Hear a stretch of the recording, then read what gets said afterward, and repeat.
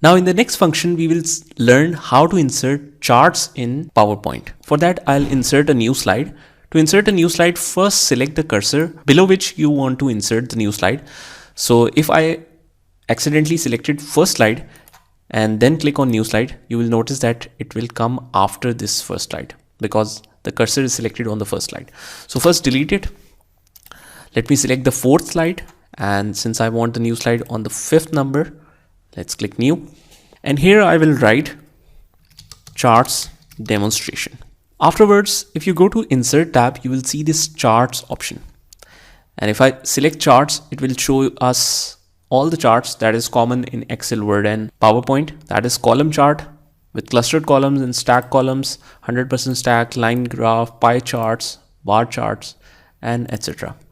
Now if I select the clustered column and click OK, obviously you need data for it. So what it does, to show the chart, it created an example data, which is a supporting sheet of chart in Microsoft PowerPoint. It looks like Excel, but it is by default attached to the PowerPoint presentation. So this shows that these colors, yellow, orange and dark brown, are called series, and all of this regions, you can change it to regions or anything, but right now it's named as categories. So if I start changing it, it will show us a proper position of the chart, what the chart is showing. You can change the data according to your data. You can change this data according to your data.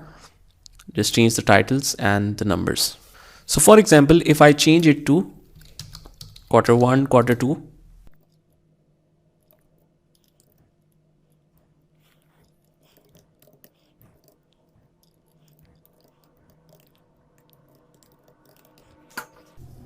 so after changing the data, you will immediately notice that the quarter names has been changed in the charts as well. Now similarly, change the names of the series to, so I changed the name, and similarly you will notice that the names has also been changed. Now if I want to change the format of the chart, right now it's showing with the white background and in orange and different colors. If I select the chart and notice on the top we have chart tools. So these are special tools that are only associated with the charts.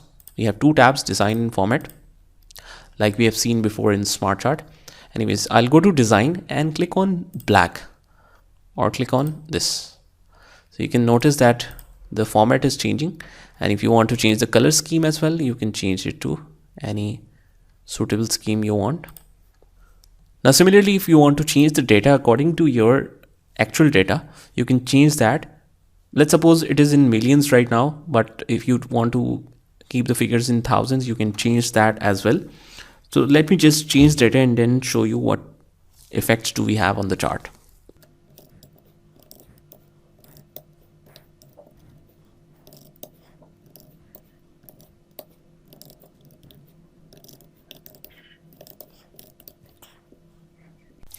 So now you can notice that since I changed all the figures to thousands, it will automatically change the marks and the limit of the chart in thousands. So first is 0, and then the next point is 5,000, 10,000, 15,000.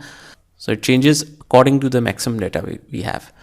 For example, if the maximum limit is of 50,000, but this instead of 3,500, it is 45,000. So you will notice that it increased the capacity of the chart and change it to 50,000 range. Now we can close the background data and manually increase the size if you want. And if you want to edit the data, just right click on the chart and click on edit data. So it will show up this sheet again. Now let's talk about some further customization. If I want to change the color scheme or make any adjustments to this layout, I'll simply select the chart, and from these special tabs, I'll go to design tab, and we've seen that what effect it has if we change the charts from the designs. Now let's say I choose this one, because this one also enables figures on the charts. But if I change it to any other thing, it might not show up. Or for example, if I press Ctrl Z undo, So by default, what we had doesn't contain numbers with each chart. So that can be even manually adjusted. If I go to the design tab and click on quick layout, you will see many options where it changes the type of layout, how the data is shown.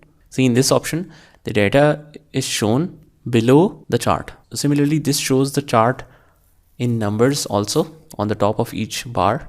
So you can change the layout depending on the suitability that you have for your organization. You can even change the color of the bars manually. So if I select one bar, all the bars with the same color will automatically be selected. Afterwards, you can just change the color of one bar, and similarly all the selected bars will change.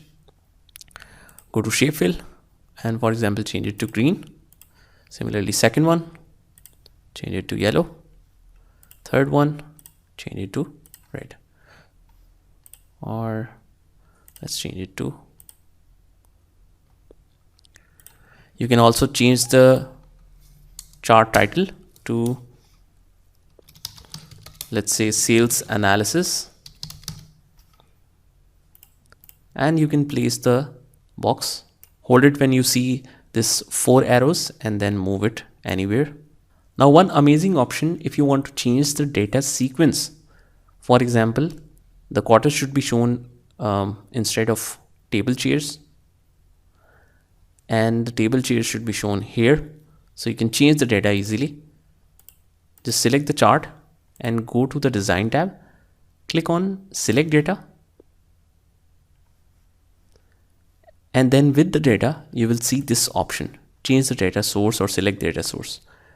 Now you can see that on the left hand side, we have table chairs and shelves, and on the right hand side, we have quarters. So if you want to switch the rows and columns, just click on it once. And if I click on OK now, the main categories is changed to tables, chairs and shelves, and the sales is changed in quarters in the form of bars. So that is a very useful option as well. Similarly, you can use this option as well. Just select the chart, select data, and switch rows and columns. And